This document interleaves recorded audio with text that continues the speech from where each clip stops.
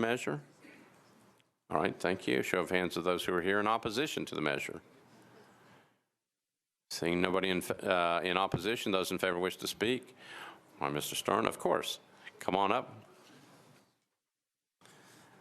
Yeah, the only reason I stand to address you. And you need to give me your name and address. John Stern, representing Cane Ridge Community Trust, 6688 Nolensville Pike, Cane Ridge 37027.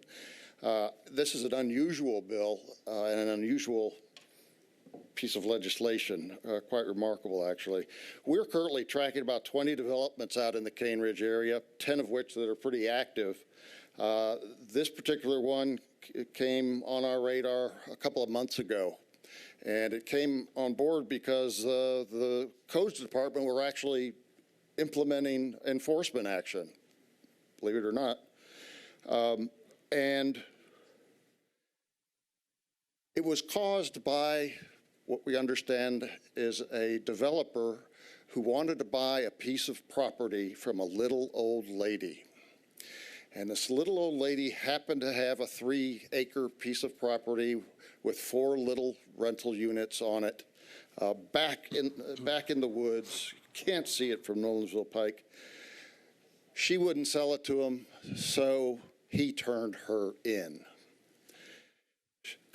Councilman Rutherford was contacted, and he did the compassionate thing, which was to initiate a series of efforts to find a way to solve this particular problem. First, going to the Board of Zoning Appeals, which it is still at, and we think with the help of our attorney, it may be able to be passed as a grandfathered use. They've been there for 30 years, for goodness sakes. But if that doesn't work, we're looking at doing a simple rezoning because they can't afford to do a complex special plan.